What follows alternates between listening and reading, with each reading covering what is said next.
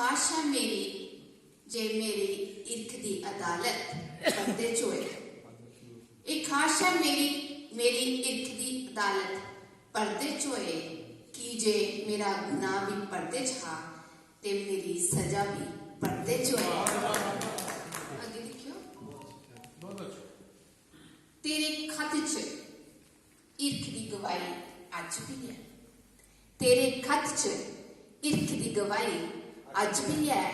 बेशक अर्थ धुंधले न, बेशक अर्थ धुंधले न, पर स्याही अज भी है। ते अगे देखियो, तेरा ख्याल बड़ा गै भोला है। तेरा ख्याल बड़ा गै भोला है। ना आने च चिर करता है ते ना के जाने की जिद करता है। अगे देखियो, बड़ी बरकत है तेरे इर्ख च, बड़ी बरकत है तेरे इर्ख च।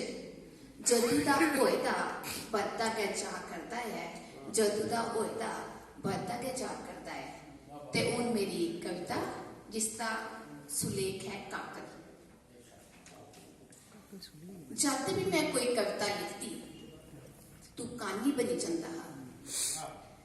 जद भी मैं कोई कविता लिखती तू कानी बनी जांदा हा ते लखोंदा हा इर्ख मेरा काकल उपर शब्दें दे रूप च।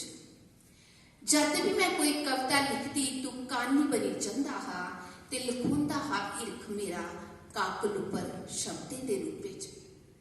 ओ काकल जेड़ा चमकेदा हा मेरे हिरदे उपर, ओ काकल जेड़ा चमकदा हा मेरे हिरदे उपर, जेड़ा धड़कदा हा तेरे लिए एक सुलेख कन्नै, जेड़ा धड़कदा हा तेरे लिए एक सुलेख कन्नै।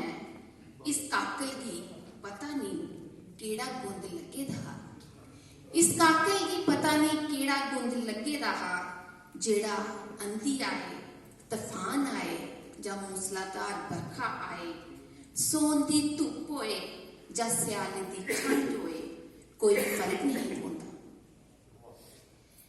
इस काकल गी पता नहीं केड़ा गुंद लगे दा हा, जेड़ा अंधी आए तूफान आए मूसलाधार बरखा आए, धुप होए जां सर्द ठंड होए, कोई फर्क नहीं पौंदा। इस काकल गी की जे एदा इर्ख सुलेख हा, की जे एदा इर्ख सुलेख हा। जी शुक्रिया।